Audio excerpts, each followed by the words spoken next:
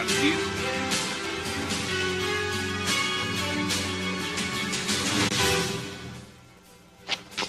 Bienvenidos a 360 grados, una visión global de la noticia, un espacio para debatir sobre todo lo que sucede en Colombia y en el mundo.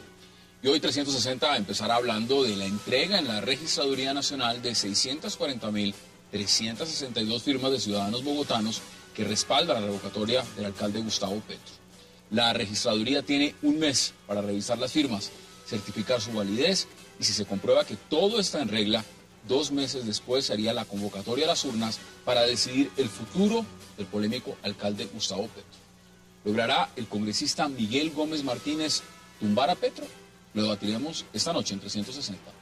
Y nuestro segundo tema de la noche será la presencia de expertos de la Corte Penal Internacional en Colombia, revisando el proceso de justicia y paz, condenas a militares por falsos positivos y violaciones de derechos humanos, además del marco jurídico para la paz. Los miembros del Tribunal Internacional que dicen en La Habana ya respaldan por anticipado el proceso de paz con las FARC, han indagado al parecer más sobre condenas a uniformados que el supuesto indulto que se daría a cabecillas de las FARC. ¿Qué tan cierto es todo esto y en realidad qué hace la Corte Penal Internacional en el país? Lo debatiremos aquí esta noche con nuestros invitados. Y no se muevan, que ya en segundos le doy la bienvenida a cada uno de ellos.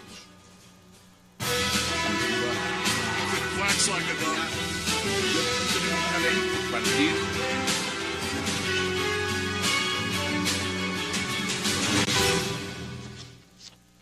Y qué gusto darle la bienvenida esta noche a nuestros invitados, al senador Luis Carlos Avellaneda, a Óscar Ortiz, a José Gabriel Fonseca y a Giancarlo Mejía. Caballeros, qué gusto y gracias por haber aceptado esta invitación esta noche. Muchas gracias. Gracias, Hassan. Senador, Gracias, Hassan. qué gusto como siempre. Muy amable. Mire, empiezo con usted.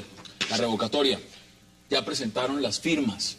La gran pregunta que yo le hago es, supuestamente eran como 290.000, algo así por el estilo calculado. Presentaron 640.000 firmas.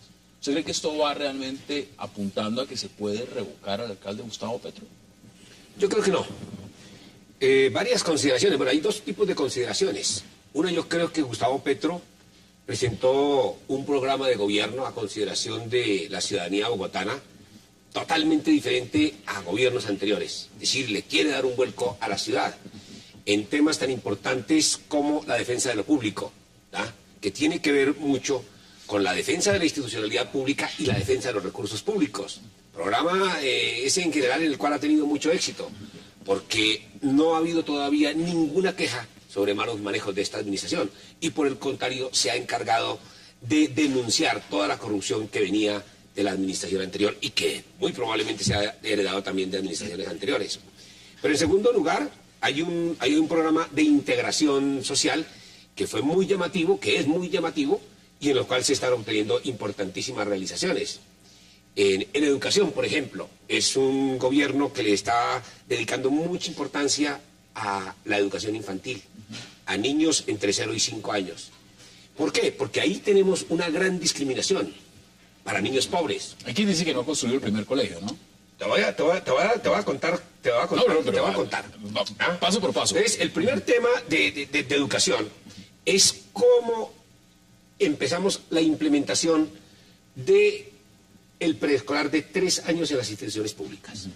¿Y eso por qué es muy importante? Porque aquí tenemos en el país en general y en Bogotá también en particular, tenemos educación para pobres y educación para ricos. Los niños ricos, en general, los niños de clase media, pueden tener 3 añitos de preescolar y hasta 4. Y nuestros niños pobres en las instituciones públicas, un solo año. Pero mire, ese tema, progresar en ese tema es supremamente importante. Ese tema lo podemos debatir, pero inicialmente su posición me parece bien interesante. Usted dice, yo creo que no lo pueden revocar, que ese es el punto de partida. Óscar, bienvenido. Muchas gracias, Hassan. ¿Usted sí cree que lo puedan revocar? Porque es que presentaron, vuelvo y digo, eran 290.000 firmas, presentaron 640.320 firmas. ¿Esto va en camino a la revocatoria?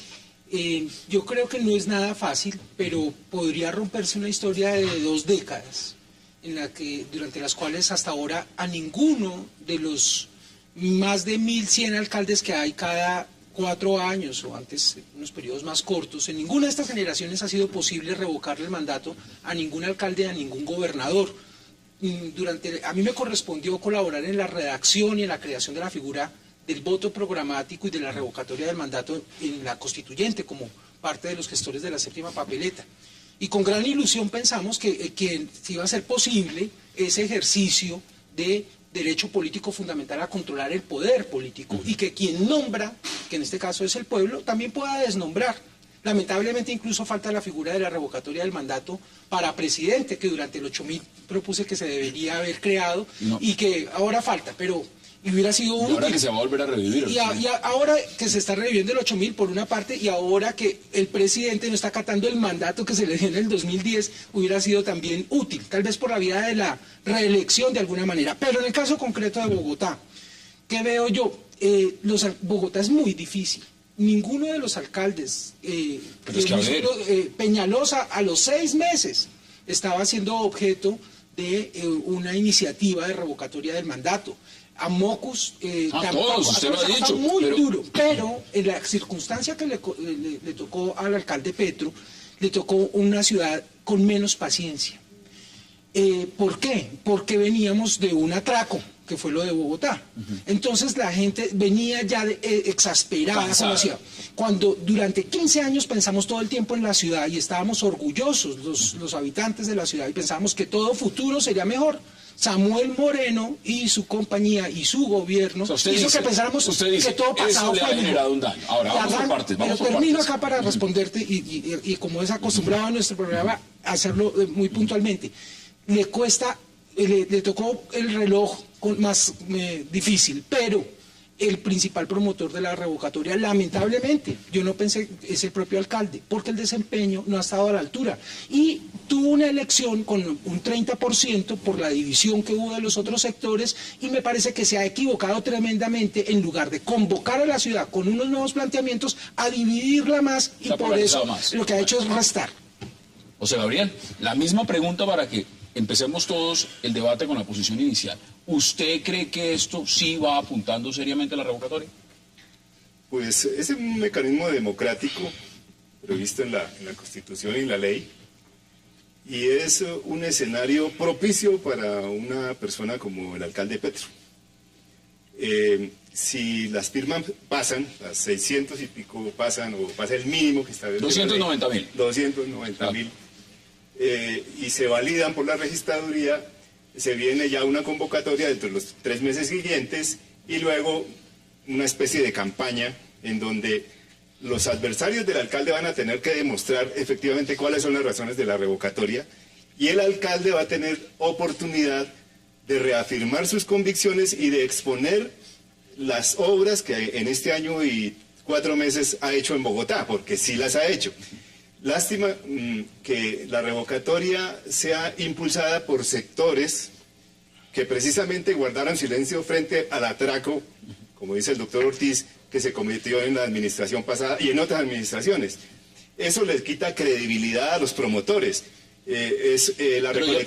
Pregunto lo siguiente, ¿ya es un tema de promotores o ya dejó de ser un tema de promotores? Ya en este momento, después de que presentan las firmas, ya es un tema de que en 3 meses... o en 3 meses y medio va a llegar el momento en que toca votar, y aquí el tema es el umbral, es si se alcanza a ese umbral de 1.200.000 personas que están diciendo, y usted ahorita me va a decir, senador, si esas cifras son correctas o no, pero en ese marco, que ya no es los promotores, esto ya arrancó, ya se fue, ¿usted cree que sí apunta esto a que pueda haber una revocatoria? Ya no es simplemente una amenaza, sino que están todos los elementos en la mesa. Bueno, básicamente en la parte formal podría uno apuntar a ello, pero en la parte fáctica, en lo real, en el día a día, no va a suceder eso. No va a suceder. Y yo creo, basado en el mismo argumento, que los mecanismos de participación ciudadana ni siquiera son entendidos en este país. Yo creo que eso hace parte de un ejercicio bastante ilusorio de democracia real, que se quedó en democracia formal, lastimosamente. Y eso hace parte, obviamente, de nuestro devenir jurídico y sociológico. Además, ¿por qué no decirlo antropológico? Lo que yo creo ahí, lastimosamente para Bogotá y todos los que habitamos esta ciudad, es que se va a polarizar mucho más el ambiente. ¿Más de lo que está? Sí, más de lo que está. Y esas posiciones van a ser mucho más radicalizadas.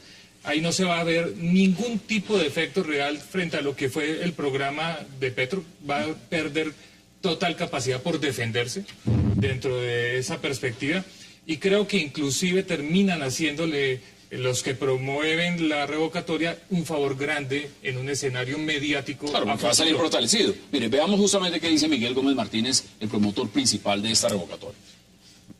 A ver, la gente se queja de muchas cosas. Cada cual firma por una razón específica.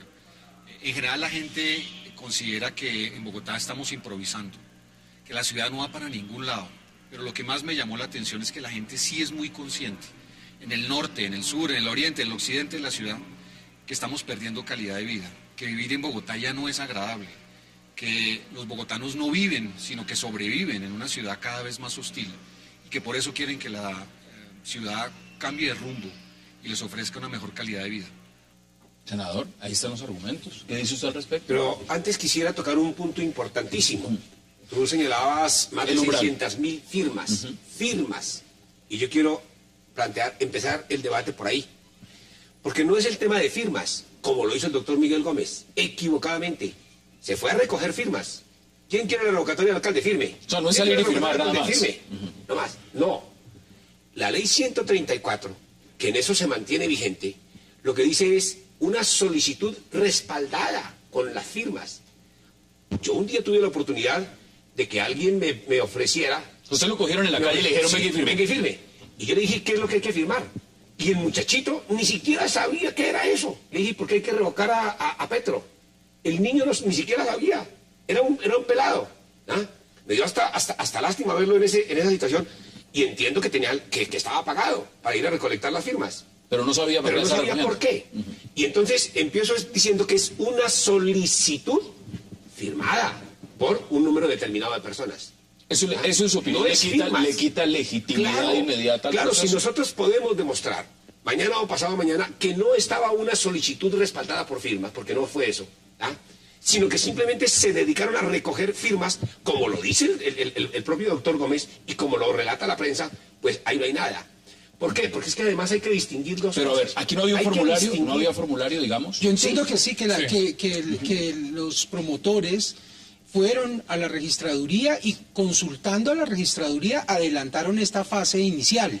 No, y es que el formulario es un formulario que suministra la propia Mira registraduría. lo que dice el artículo 64 de la 134. Dice, Esto es el Consejo Nacional Electoral. mediar por No, esa es escrito. la ley de Numeral dos, mecanismos de numeral dos, ok, participación ciudadana. Dice, numeral 2, dentro de los requisitos, mediar por escrito ante la Registraduría Nacional solicitud de convocatoria a pronunciamiento popular para revocatoria mediante un memorial, no firmas, mediante un memorial que suscriben los ciudadanos en un número no inferior al 40% de los votos. ¿Cambia ese panorama? ¿Cambia ese panorama? Pues no, yo creo en principio que la registraduría, la impugnación ahí más que para los promotores, si es que hay algún defecto, sería para la registraduría. Yo supongo, en principio, que la registraduría le está entregando a los ciudadanos, además no es la única ciudad que está en estos procesos, hay varias decenas de municipios que Están están en lo mismo, adelantando este proceso, y eso es sano en la medida en que además se han alargado los periodos de los alcaldes con mayor razón, me parece que es sano. Y entonces sería un error de la registraduría. Yo pienso en principio que la registraduría y el Consejo Nacional Electoral están diseñando los instrumentos de manera jurídica, respetuosa de la Constitución y de la ley. Tengo que ir a la pausa. Tengo que ir a la pausa. Yo tengo dudas sobre esto, pero usted fue constructor de la ley. Usted fue constructor, ayudó a construir la Constitución de 1991 y he leído el texto de la ley. Es diferente que yo vaya a recoger unas firmas a decir, mire, aquí tengo esta solicitud para revocar el mandato y está fundamentado en insatisfacción general o en incumplimiento del mandato por esto, por esto, por esto. Pero el Firme sobre sentimiento eso. existe en la Y ciudad. eso es lo que dice la norma. El Vamos sentimiento en la a ciudad debatir. existe. Vamos a debatirlo. Hagamos nuestra primera pausa en 360 y ya regresamos.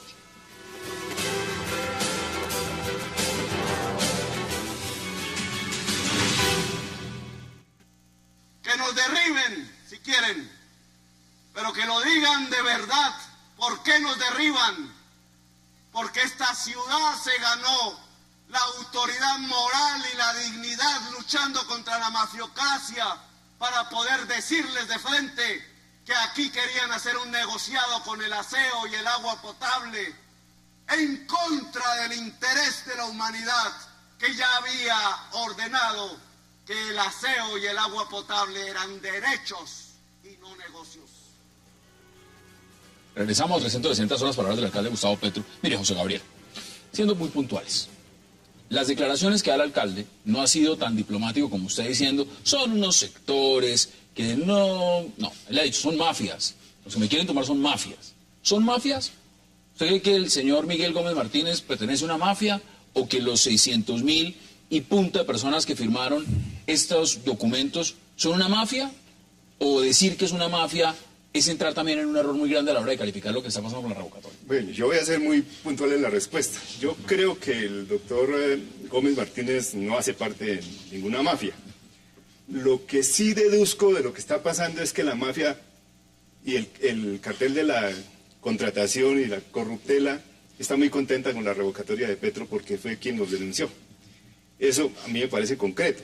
No es casual, por ejemplo, que sectores del Consejo y concejales que son los primeros investigados en este momento por la Fiscalía están por debajo de cuerda aupando esa revocatoria. ¿Usted lo ve como una persecución, como lo dice el propio alcalde? Yo creo que es parte de una estrategia, y yo no podría decir que es un complot ni una concertación, pero sí es parte, digamos, la actitud el tema de la propuesta de la revocatoria, sumada a la actitud de sectores del Consejo, que tuvieron participación en el gobierno pasado, el gobierno de la mafia y la corrupción, y además actitudes de organismos de control, como en el caso de la Procuraduría, como en el caso de la Personería, como en el caso de la Contraloría Distrital, sí indican que hay una... Sí hay eso es decir, que todo el mundo eso es decir prácticamente que todo el mundo está en contra. No, yo no digo que todo el mundo esté de acuerdo. Yo lo que digo es que la propuesta de gobierno de Petro es distinta, que rompe rutinas, que quiere reivindicar alguna serie de derechos. Dos aspectos. Por una parte, un hecho que no coincide con la realidad. Es cierto que el alcalde Petro, con el senador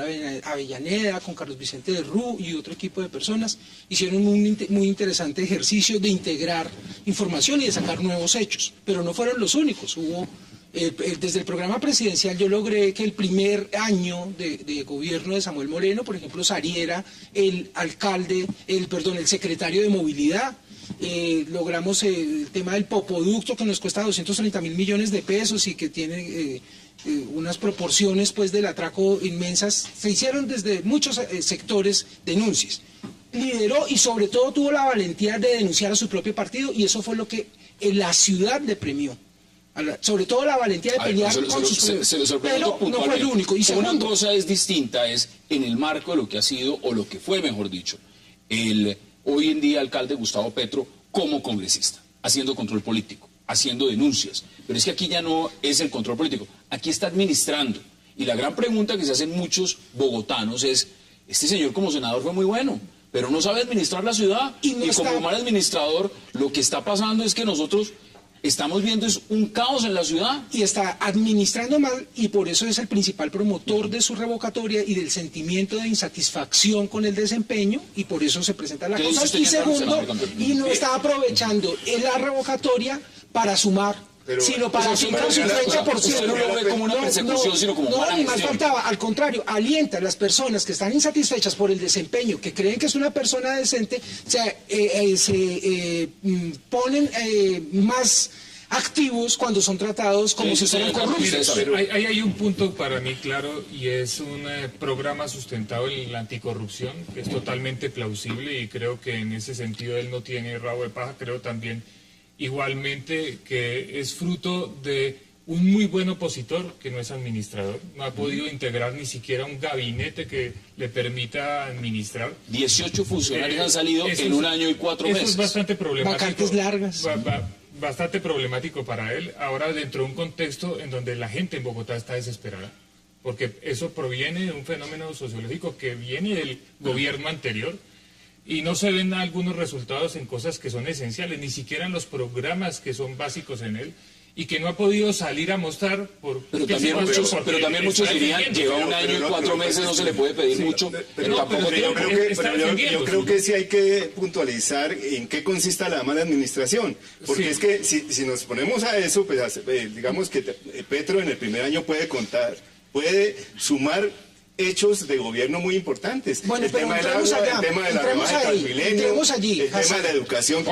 Veamos eso, por ejemplo, de la mala administración. ¿Cómo, por ejemplo, una sentencia de la Corte Constitucional, una discriminación a favor de los recicladores que está en Bogotá desde el año para el país desde el 2003, y que buscamos para que y se estaba haciendo con corrupción durante el gobierno de Samuel Moreno y Clara López, ¿no es cierto? Y no se cumplía con esa sentencia de la Corte Constitucional.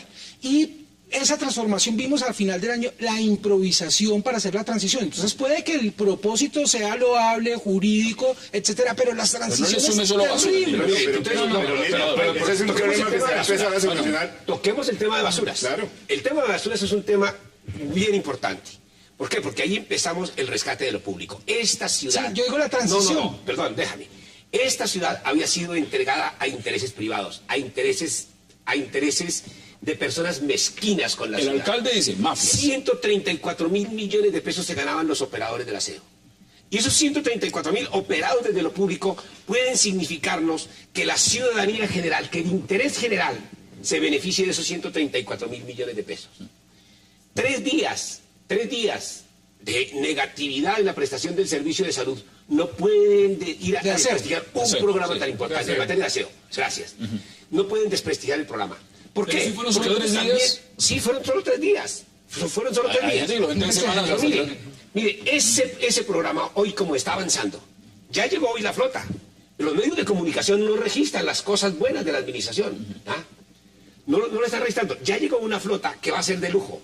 Una flota que está de acuerdo con el medio ambiente, una flota que le va a marcar eficiencia, una flota que le va a marcar economías a todo ese proceso de recolección de aseo. Entonces, usted no lo ve como una improvisación. No. Muchos de los críticos dicen, así tener problemas. Y mire esto, los organismos de control en un momento determinado hubieran podido ayudar a que no se hubiera presentado el cabo de los 3 días. Y lo digo porque déjeme decirle por qué. Porque los organismos de control no fueron capaces de entrar a defender el interés público. Y lo digo ¿por qué? Porque los operadores privados que estaban en ese momento tenían que haber entregado a la finalización de los contratos los carros con los que se estaba operando con los que se estaba operando el servicio. Ahora lo acaba de reivindicar un juzgado. Los organismos de control no fueron capaces y nosotros como ciudadanos no fuimos capaces de salir a defender al alcalde. ¿Por qué lo interrumpo? Porque mire la flota de la que usted está hablando. Sí. Esa es la flota, que sí es muy distinta esta flota a las volquetas. Ahora, por eso, por pasos de diciembre estamos en abril. Yo quería decir una cosa. Un proceso con una muy mala administración. Pero también hay una visión reduccionista. Esto de argumentar con todo el respeto que es una alcaldía que se ha preocupado por la recuperación de lo público es parcialmente cierto. Aquí el problema de corrupción es un problema histórico de Bogotá. Además, si ustedes ven todos los devenir de acciones de cumplimiento, acciones populares y acciones de grupo, inclusive para recuperar el espacio público, se dio en otras alcaldías. Pero es clara la constitución política frente a cuáles son los principios de la función pública, y entre ellos es eficiencia, eficacia, efectividad, transparencia y moralidad. La transparencia es un punto bien importante para analizar, pero no es el único. ¿Qué me dice usted del tema de la valorización? Lo que está pasando en este momento. Ahora, yo quiero adicionar algo. Es culpa del Consejo, Hassan. Pero la valorización no es culpa del alcalde, es culpa del Consejo. Es el acuerdo 180 de 2005. ¿Usted cree por eso que al alcalde... Este alcalde lo que quiere es corregir, porque el acuerdo 180, Hassan, el acuerdo 180 es un estatuto de valorización antitécnico, contraprogresivo. ¿Usted cree que le están echando la carga al alcalde? Pagan más según el acuerdo 180. Pagan más según... Perdón, Hassan. Pagan más, según el acuerdo 180, los que menos tienen que los que más tienen.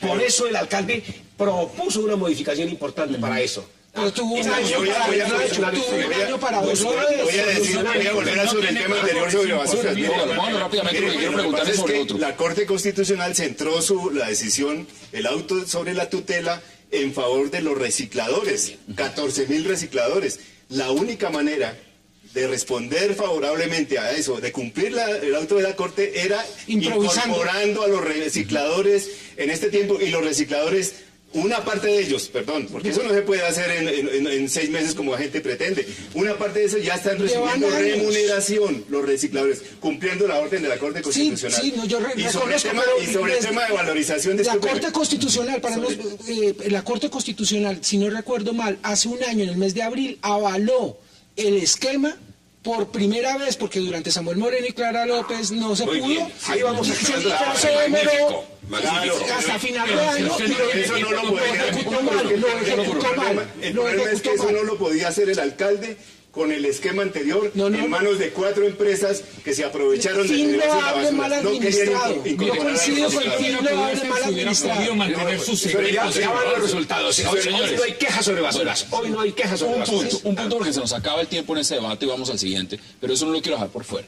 Es el tema, por ejemplo, del secretario de Gobierno, Guillermo Asprilla, destituir. ¿Usted cree que eso fue una persecución? Totalmente. ¿O usted cree que había, por supuesto, los argumentos y existían los argumentos legítimos para destituir a quien muchos consideran la mano derecha del alcalde Gustavo Petro? ¿Cuál de esas dos vertientes es la que usted considera? Yo creo que esa es una decisión política del procurador que va orientada, enderezada a afectar la administración de Gustavo Petro. Segundo, el hecho concreto por el que se sancionó al secretario de Gobierno es prácticamente la consagración en contra de la Constitución de lo que los abogados llamamos la verdad, la responsabilidad objetiva. Lo que hizo el secretario de Gobierno fue sustituir el poder en un momento crítico para él desde el punto de vista personal, y por ese mismo hecho, además, el Tribunal de Cundinamarca negó la pérdida de la investidura. La Procuraduría, en contra de lo que dijo el Tribunal de Cundinamarca, lo sancionó. Eso es una persecución. Es una persecución. Quiero que podamos resumir. ¿Usted lo ve de la misma forma? Sí, claro, porque quiero aclarar, aplicando una norma que el Consejo de Estado ha declarado que no es aplicable al caso de Gustavo. ¿Usted qué dice? ¿Eso es una persecución o no es una persecución en el caso de que sea una persecución? Hay que respetar los órganos de control y hay que subir la controversia a lo jurídico, pero vuelvo y repito que esa es una consecuencia incluso de la polarización que se vive en Bogotá y que es fruto también de un devenir histórico.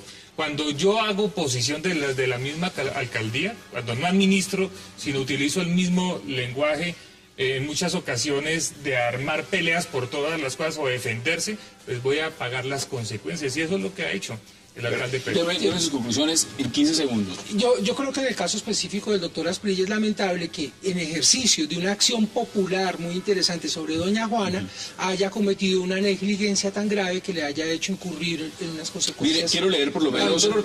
No hubo negligencia, discúlpame.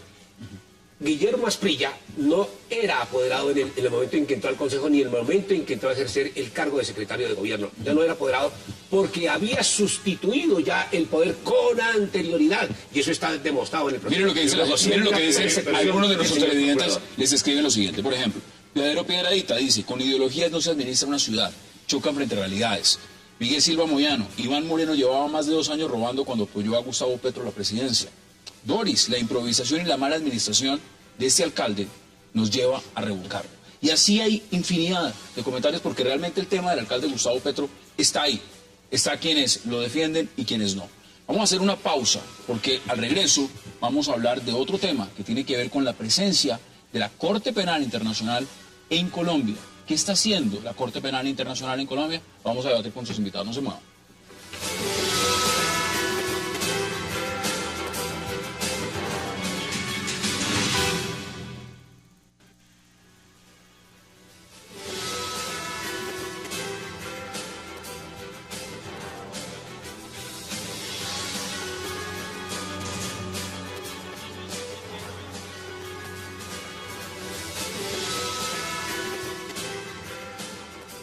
Regresamos a 360 grados y ahora entramos a debatir, por supuesto, lo que es la presencia de la Corte Penal Internacional en Colombia.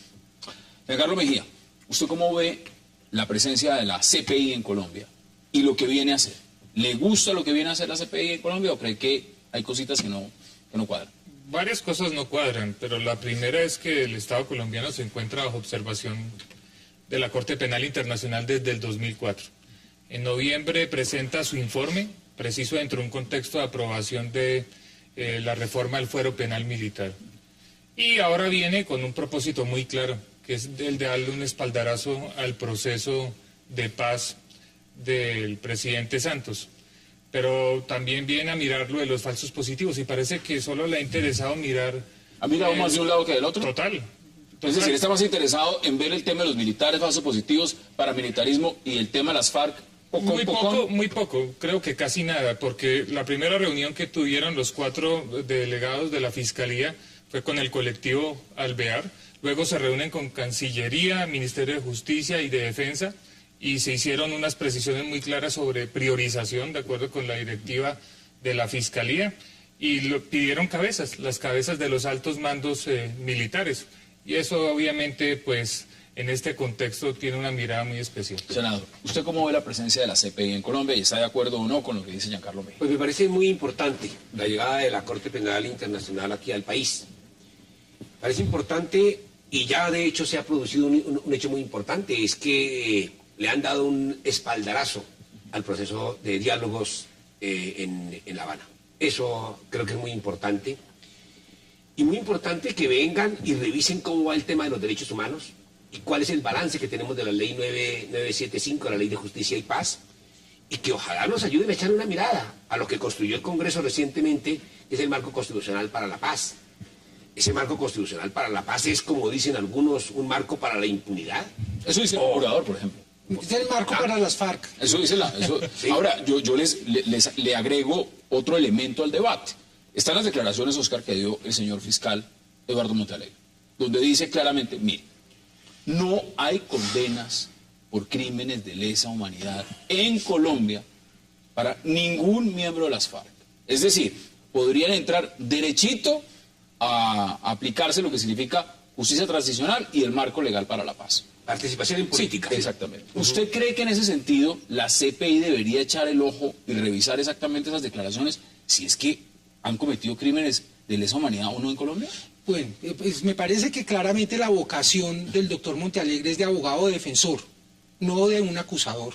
El año pasado, en plena reforma a la justicia, se fue para el Partido Conservador para decirle a los senadores cómo podían votar la parodia de hundimiento, viendo a ver cómo les garantizaba la impunidad a algunos corruptos. Y este año a los terroristas y a los violentos. Entonces la sociedad no está sintiendo específicamente para los delitos más graves que por décadas han venido cometiendo los terroristas de los paramilitares y particularmente de las FARC, una representación en la Fiscalía. Está garantizando impunidad. Está siendo más dura con los particulares y con los terroristas sí, y con los paramilitares. Es blando con los terroristas y duro con los ciudadanos que estamos criticando su posición y su argumentación. Entonces me parece que es un punto de revisar de la Corte Penal y que los ciudadanos tenemos que estar velando porque haya unos parámetros mínimos de verdad, de justicia y reparación, porque sobre verdad y justicia y reparación es que se construye paz, no sobre mentiras y sobre impunidad.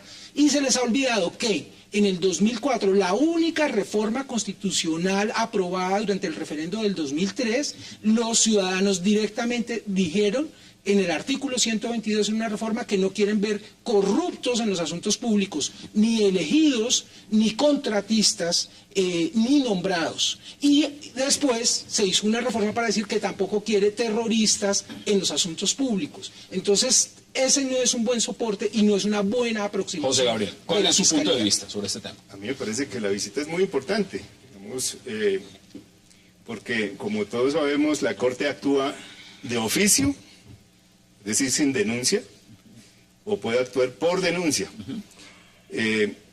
Yo tengo entendido también que a raíz de las violaciones frecuentes de derechos humanos y de crímenes que se cometieron, sobre todo desde 2002 a 2008, ¿no? Que por cierto el Tratado de Roma está vigente a partir de 2002, de esos crímenes, en algunas ocasiones ha habido denuncias en la Corte y la Corte Penal Internacional, por el mandato del fiscal, viene a hacer una inspección, una revisión de qué ha hecho la justicia colombiana frente a esas violaciones y a esos crímenes. Porque otro factor que hay que tener en cuenta es que la Corte Penal Internacional es un mecanismo de justicia complementario a la justicia de cada país.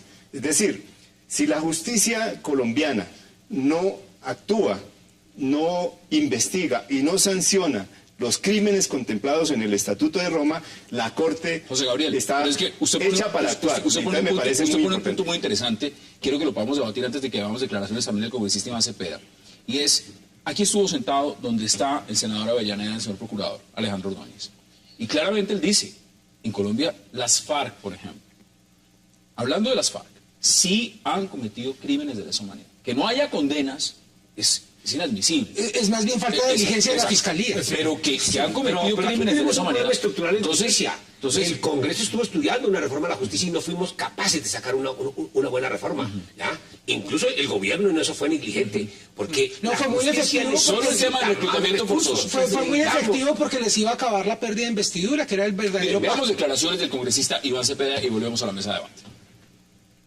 Es una visita trascendental. Tiene que ver con el seguimiento que hace la Corte Penal Internacional de procesos de justicia como la parapolítica, el sistema de justicia y paz, los falsos positivos, cómo van las investigaciones y condenas con relación a personas de la guerrilla. En fin, es una visita que cobra importancia por el contexto del proceso de paz. Será una buena oportunidad para informarle a la CPI cómo va el desarrollo de estos importantes procesos judiciales y también de preguntar sobre cómo está viendo la Corte Penal Internacional el proceso en Colombia. Giancarlo, mire lo que ha pedido la CPI. Pidió el reporte de las actuaciones judiciales relacionadas con desplazamiento forzado, crímenes sexuales cometidos en medio del conflicto. Usted me dirá, si están pidiendo este tipo de reportes, aquí no hay crímenes de lesa humanidad como para que salga el fiscal diciendo es que aquí no hay ningún condenado bajo ese tema. Es decir, ¿esto qué nos pone en contexto frente a cómo está operando la justicia, el órgano acusador en Colombia, que es la Fiscalía, frente a la Corte Penal Internacional? Bueno, es gravísimo que después de 50 años salga el ente acusador a decir hemos sido, porque es lo que está diciendo, es una confesión. Hemos sido tan ineficientes que no hay una sola condena con crímenes de lesa humanidad. Más grave aún, totalmente más grave, la Fiscalía no investiga crímenes de guerra. Eso es una cosa absolutamente preocupante. Tiene una unidad de derechos humanos y derecho internacional humanitario en donde es un adorno el derecho internacional. Es inoperante. Totalmente inoperante. Nosotros metimos 11.000 derechos de petición a la Fiscalía General de la Nación en el 2011, respaldada cada derecho de petición con una denuncia en donde había un militar víctima. 100% impunidad. 100%. Totalmente, 100% impunidad. Víctimas, además, invisibilizadas, porque la Corte Penal Internacional... En ese caso, frente a lo que usted plantea, cuando reúne. dice que esto es una justicia subsidiaria, es decir, que si la justicia no opera, en este caso entraría la Corte Penal Internacional. ¿Eso no es una vergüenza? ¿No es una total vergüenza? Claro, y lo cierto es que en Colombia los índices de impunidad son altísimos. Eso sí está demostrado. Entonces... José Gabriel, tenemos un señor como Pablo Catatumbo, 41 procesos abiertos en este momento por homicidio, secuestro, reclutamiento forzado, narcotráfico, todo lo que usted quiera meter en el paquete. Y sale el fiscal diciendo, aquí no hay condenas por crímenes de lesa humanidad. Entonces, si no hay ese antecedente, lo que uno se pregunta es, ¿aquí viene la Corte Penal Internacional? Pero hay que tener en cuenta esto, que la Corte Penal Internacional no solamente es complementaria, digamos, a la justicia de cada país, sino que también tiene elementos de análisis sobre situaciones políticas. Y eso es clave, ¿no? Sí, es decir, no podría esperarse que la Corte Penal Internacional, digamos, que tiene funciones judiciales, venga a, digamos, a entorpecer o a poner una piedra en el camino en un proceso de paz que lo que tiene de fondo es salvar muchas vidas y acabar con un conflicto. Lo viene a avalar, porque la Corte Penal Internacional, el Estatuto de Roma, tiene un estándar que es bien importante políticamente. Se llama que ellos pueden prescindir de abrir investigación, no obstante hayan casos de crímenes de guerra o crímenes de lesa humanidad en interés de la justicia.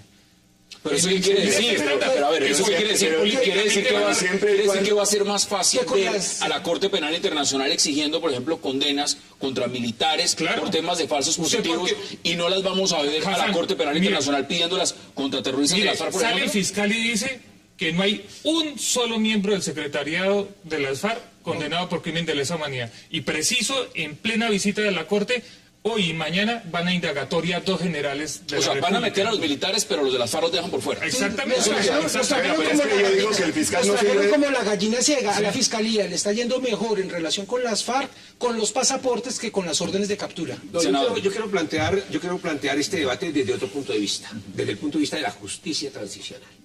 La justicia transicional es un mecanismo ideado desde el derecho internacional que lo han adoptado muchos países en situaciones tan críticas como las que vive nuestro país.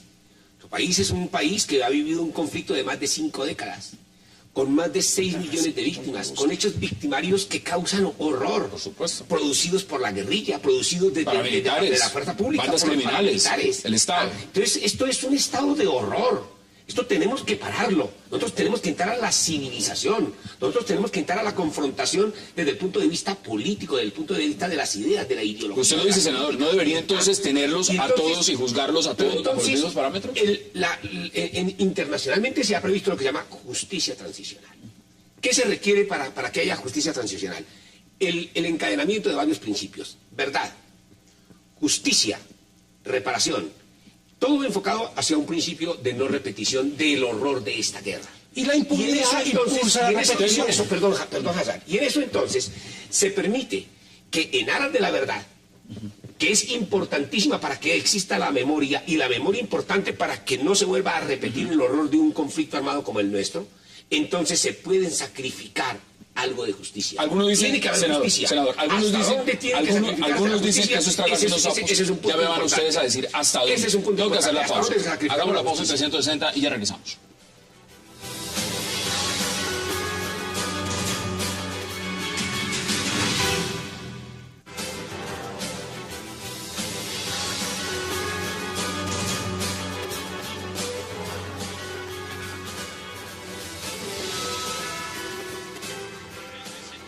Regresamos a 360 grados. Oscar, ¿qué quiere aportar usted sobre la mesa de lo que dejamos en el bloque pasado? Mire, está claro, y Colombia tiene por qué enorgullecerse de algunos de los procesos de paz. Aquí hemos tenido procesos de paz exitosos.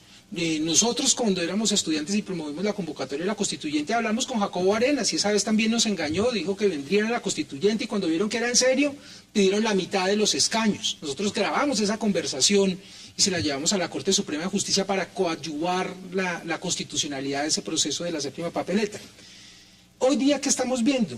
Que efectivamente uno puede, en búsqueda de la paz, sacrificar algo de justicia, pero lo que está sintiendo el país y lo que vemos es que esta reforma constitucional, que fue tramitada simultáneamente el año pasado con la de la reforma a la justicia, fue a espaldas del país mientras el gobierno negociaba clandestinamente con las FARC. Eso es gravísimo. Eso es gravísimo. Uno entiende cierta discreción en el proceso de paz, pero no una reforma constitucional mientras se negocia con unos terroristas. Y lo que estamos viendo es que sí, efectivamente se hace el planteamiento de justicia transicional, pero en la práctica es amnistía e indulto para que esas personas no paguen ni un día de cárcel. Todos creemos que efectivamente el tratamiento para los paramilitares es incluso blando, pero entendemos que ellos anticiparon la paz, etcétera.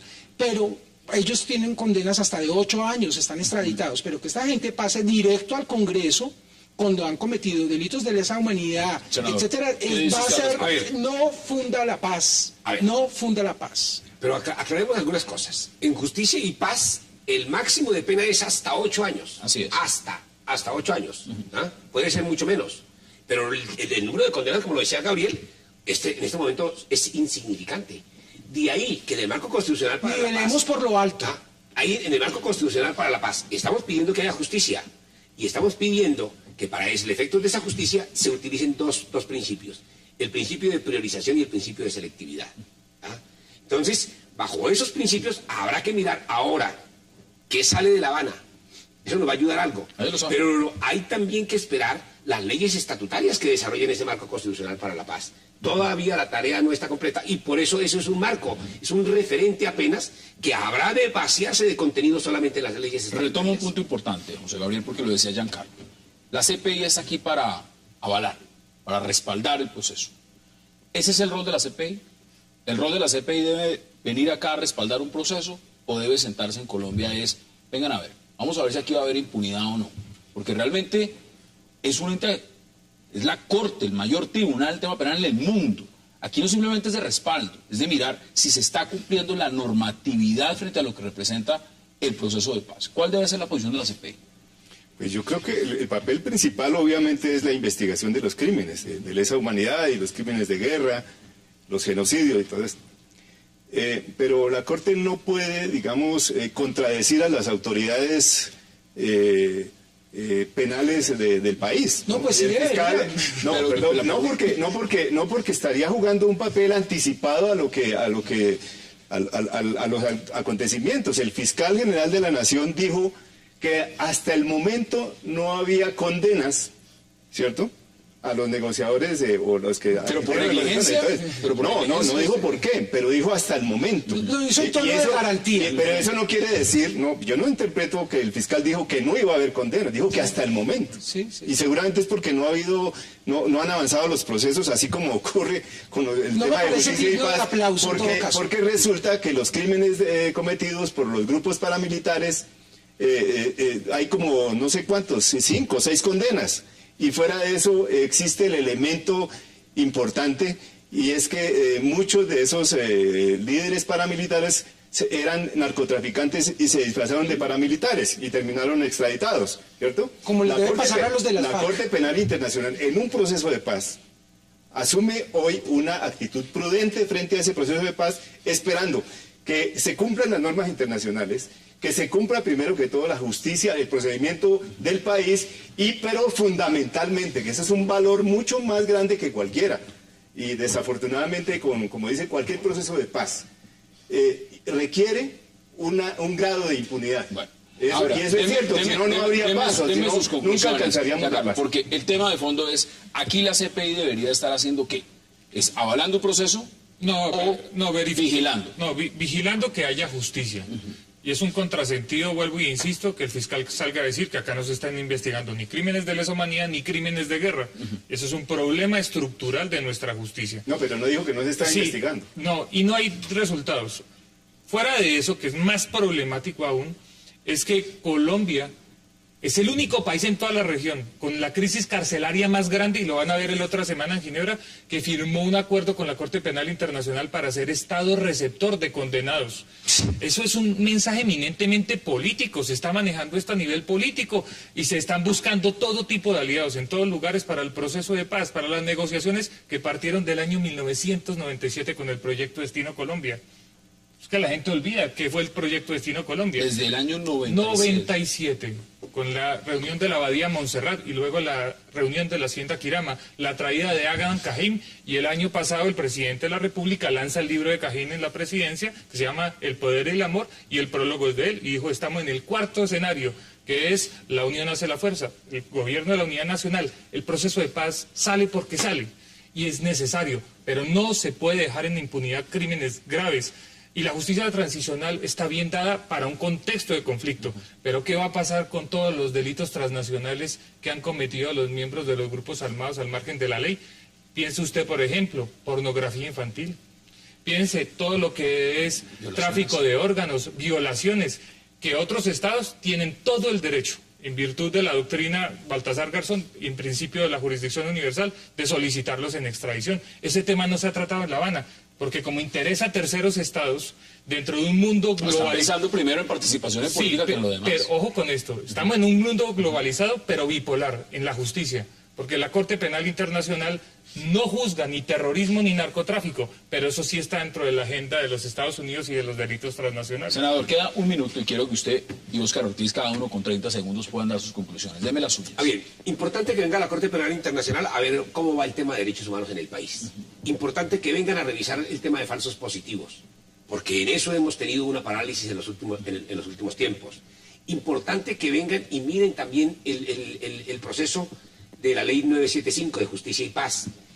Pero también es muy importante que si han visto el marco constitucional para la paz y el proceso de paz, hombre, que nos digan si eso va bien o va mal. ¿Ya? Y yo creo que el espaldarazo que le ha dado la Corte Penal Internacional al proceso de diálogos en La Habana es muy fructífero, porque nosotros no nos debemos seguir matando entre unos y otros. 30 segundos. La Constitución de 1991 dijo, la paz es un derecho y un deber de todos los colombianos, y en eso deberíamos enfocarnos. Y la justicia también. Y a mí me preocupa mucho la agenda de la Corte Penal, porque me parece que no está viendo toda la realidad del país. Y entonces lo que le puede pasar al gobierno es que el presidente Santos se quede con las FARC, pero pierda el país.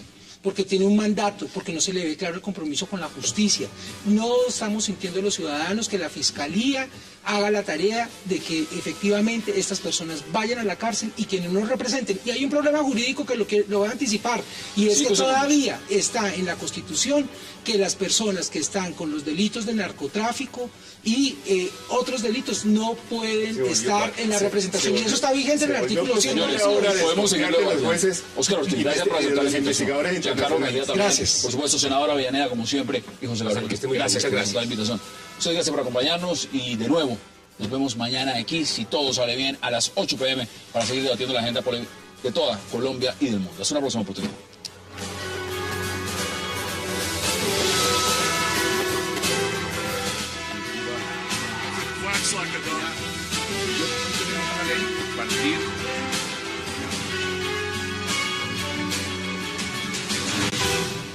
Elección con un 30% por la división que hubo de los otros sectores, y me parece que se ha equivocado tremendamente en lugar de convocar a la ciudad con unos nuevos planteamientos a dividirla más, y por eso lo que ha hecho es restar. José Gabriel, la misma pregunta para que empecemos todos el debate con la posición inicial. ¿Usted cree que esto sí va apuntando seriamente a la revocatoria? Pues es un mecanismo democrático previsto en la Constitución y en la ley, y es un escenario propicio para una persona como el alcalde Petro. Si las firmas pasan, las 600 y pico pasan, o pasa el mínimo que establece 290.000. 290.000, y se validan por la registraduría, se viene ya una convocatoria dentro de los 3 meses siguientes, y luego una especie de campaña en donde los adversarios del alcalde van a tener que demostrar efectivamente cuáles son las razones de la revocatoria, y el alcalde va a tener oportunidad de reafirmar sus convicciones y de exponer las obras que en este año y 4 meses ha hecho en Bogotá, porque sí las ha hecho. Lástima que la revocatoria sea impulsada por sectores que precisamente guardaron silencio frente al atraco, como dice el doctor Ortiz, que se cometió en la administración pasada y en otras administraciones. Eso les quita credibilidad a los promotores. Pregunto lo siguiente, ¿ya es un tema de promotores o ya dejó de ser un tema de promotores? Ya en este momento, después de que presentan las firmas, ya es un tema de que en 3 meses o en 3 meses y medio vaya... Ese ejercicio de derecho político fundamental a controlar el poder político, y que quien nombra, que en este caso es el pueblo, también pueda desnombrar. Lamentablemente incluso falta la figura de la revocatoria del mandato para presidente, que durante el 8000 propuse que se debería haber creado, y que ahora falta, pero hubiera sido útil. Ahora que se va a volver a revivir. Y ahora que se está reviviendo el 8000 por una parte, y ahora que el presidente no está acatando el mandato que se le dio en el 2010, hubiera sido también útil, tal vez por la vía de la reelección de alguna manera. Pero en el caso concreto de Bogotá, ¿qué veo yo? Bogotá es muy difícil. Ninguno de los alcaldes, Peñalosa a los 6 meses estaba siendo objeto de una iniciativa de revocatoria del mandato. A Mocus tampoco, usted lo ha dicho, muy duro, pero en la circunstancia que le tocó al alcalde Petro, le tocó una ciudad con menos paciencia. ¿Por qué? Porque veníamos de un atraco, que fue lo de Bogotá. Entonces la gente venía ya exasperada con la ciudad. Cuando durante 15 años pensamos todo el tiempo en la ciudad y estábamos orgullosos los habitantes de la ciudad, y pensábamos que todo futuro sería mejor, Samuel Moreno y su compañía y su gobierno hizo que pensáramos que todo pasado fue generado un daño. Ahora, vamos por partes. Termino acá para responderte, y como es acostumbrado en nuestro programa, hacerlo muy puntualmente. Le tocó el reloj más difícil, pero el principal promotor de la revocatoria, lamentablemente, yo no pensé, es el propio alcalde, porque el desempeño no ha estado a la altura. Y tuvo una...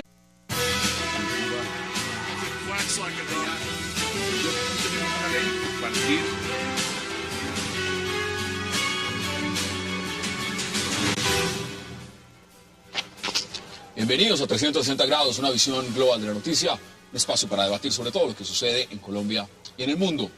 Y hoy 360 empezará hablando de la entrega en la Registraduría Nacional de 640.362 firmas de ciudadanos bogotanos que respaldan la revocatoria del alcalde Gustavo Petro. La registraduría tiene un mes para revisar las firmas, certificar su validez y si se comprueba que todo está en regla, 2 meses después se haría la convocatoria a las urnas para decidir el futuro del polémico alcalde Gustavo Petro. ¿Logrará el congresista Miguel Gómez Martínez tumbar a Petro? Lo debatiremos esta noche en 360. Y nuestro segundo tema de la noche será la presencia de expertos de la Corte Penal Internacional en Colombia, revisando el proceso de justicia y paz, condenas a militares por falsos positivos y violaciones de derechos humanos, además del marco jurídico para la paz. Los miembros del Tribunal Internacional que dicen en La Habana ya respaldan por anticipado el proceso de paz con las FARC, han indagado al parecer más sobre condenas a uniformados que el supuesto indulto que se daría a cabecillas de las FARC. ¿Qué tan cierto es todo esto y en realidad qué hace la Corte Penal Internacional en el país? Lo debatiremos aquí esta noche con nuestros invitados. Y no se muevan, que ya en segundos le doy la bienvenida a cada uno de ellos.